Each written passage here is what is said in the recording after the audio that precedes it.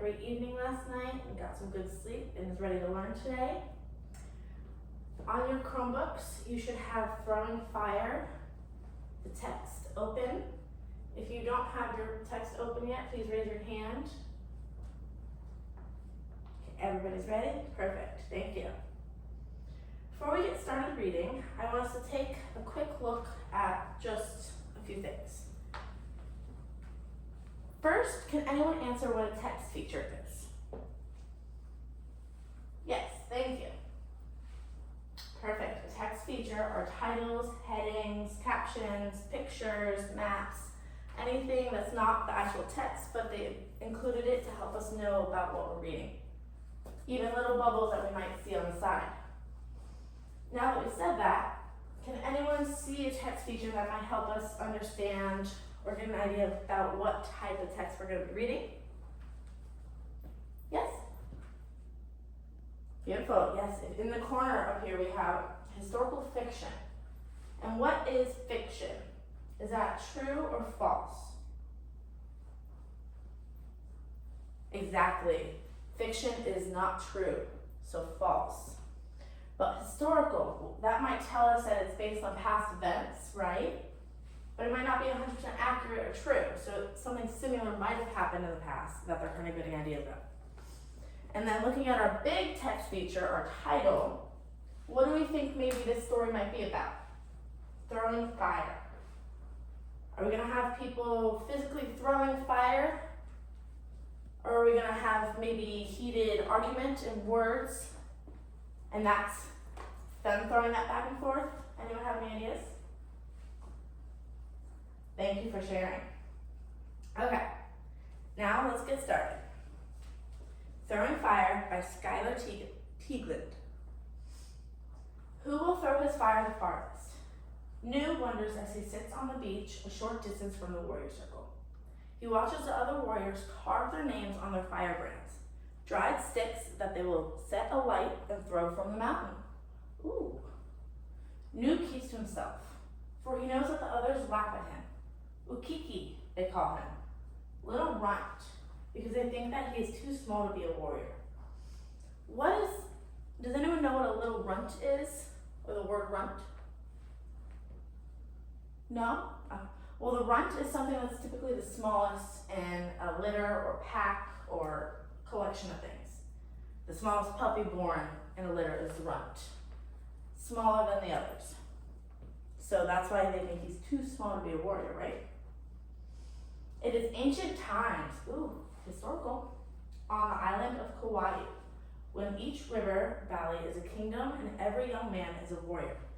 Tonight is the most important night of the year. It is the night of the fire throwing ceremony. Ooh, so they're having a ceremony. I'm noticing that Nu is sitting alone and being called names. That tells me maybe he's not as strong as the others. And if I had to summarize this part, I would say that it's maybe about a boy who is underestimated or not understood.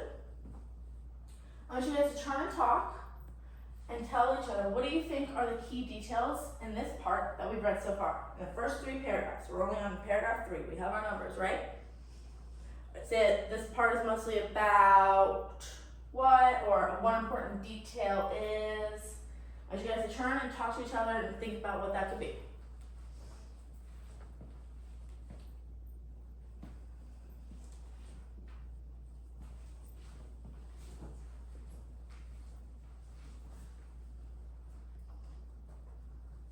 All right, awesome. I heard some great ideas.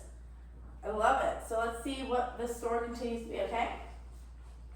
When the sun sets, the warriors will climb swiftly to the top of Mount Makana, and from the highest point, they will hurl their firebrands out over the sea. Far below, the king of Kauai will observe from his great canoe, watching the firebrands fly through the air and fall into the sea. He will judge which one has flown the farthest, and he will retrieve it from the water. At the feast, he will read the name from the stick and honor the winner.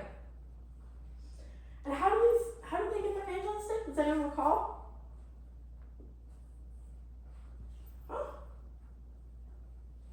Oh, awesome. Yeah, they carve it on there, right?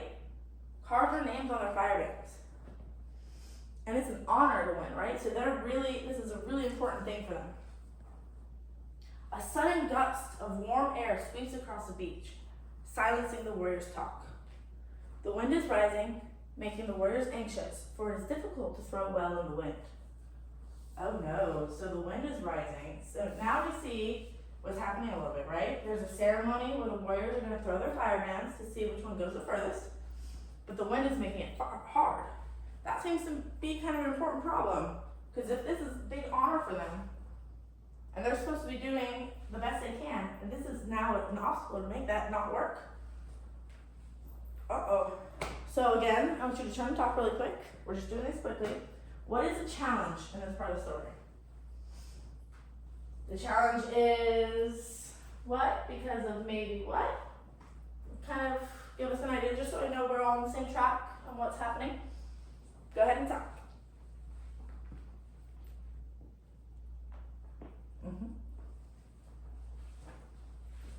Awesome. It seems like everyone's still kind of together and we know what's going on.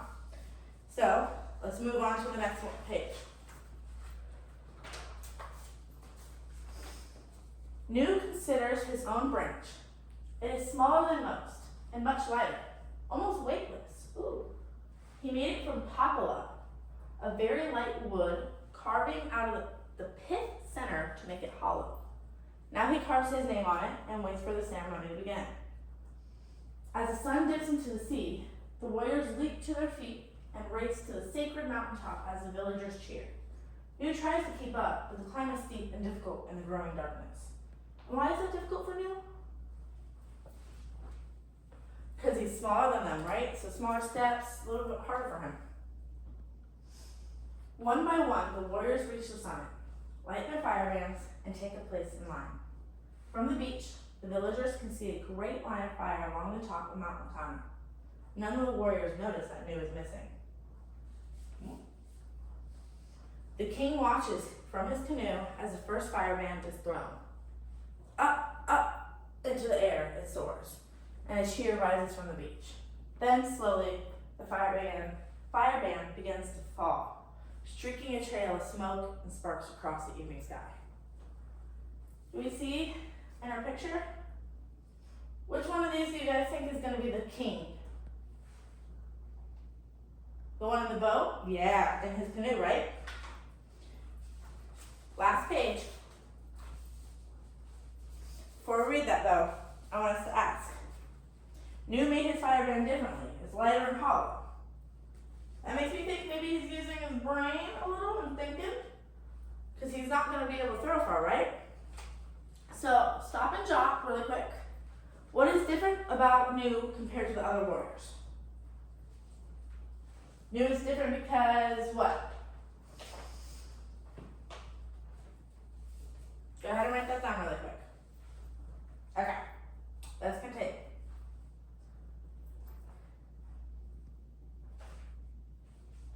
The fireband floats up, then outwards, far over the sea, much farther than any warrior has ever thrown a fireband. It seems to float in the air, and the villagers are amazed. In his canoe, the king watches as the last fireband soars.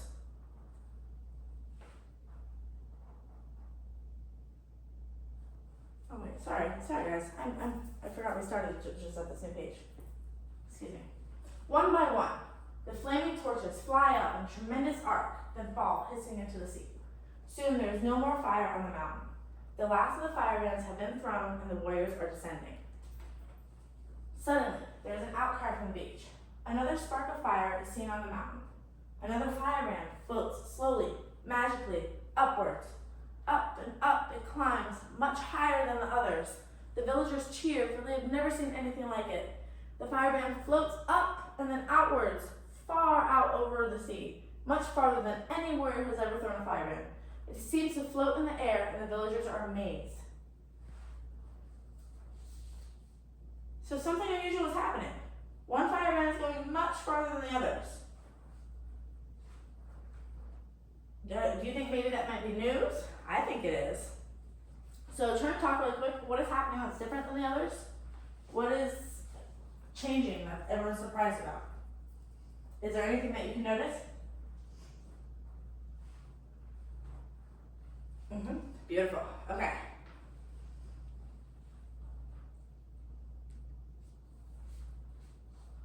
The firebrand, in his canoe, the king watches as this last firebrand soars overhead, buoyed by the wind. When it finally touches gently to the sea, he directs his men to paddle. Once there, the king fishes the smoldering branch from the water. He notices its curious hollowness, and he smiles. That night, as the warriors and villagers sit down to the feast, everyone wonders who threw the last firebrand. The king stands up, holding the stick that he rescued from the water. Finally, the king reads the name aloud. Nu. So, we now know the truth. Nu is the one who threw it the farthest. So that helps me understand a little bit the story a little better. So, as a group, I want us to talk. Why are the people surprised that Nu went? One.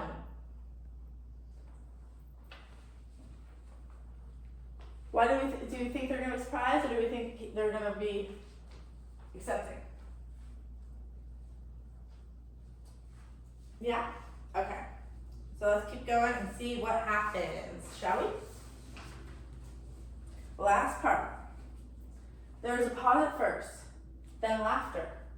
The people think that the king is joking. Nu? Some say? The little runt? How could he possibly throw that far? The king brings them to silence again with a wave of his hand. Oh, my people, he begins. Strength is a wonderful quality for a warrior. Strength is very useful, but it is not the only thing he needs.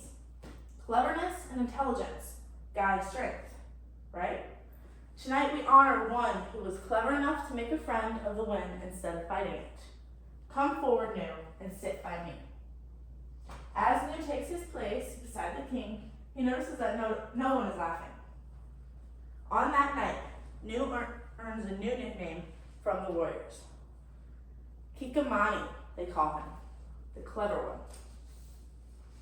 So, the king says strength isn't the only important thing, right? Cleverness matters too. That sounds like a pretty important lesson to me.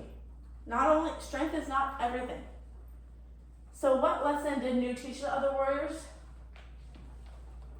Did they learn anything? Is there anything surprising that they could have learned from this story? Yeah, strength might not be everything. I love that. Okay. So together, we're gonna all write this down. I want you to answer these problems on your paper, okay?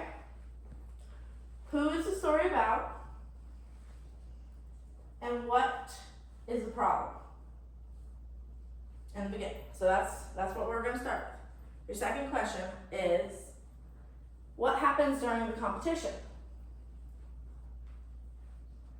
And how was the problem solved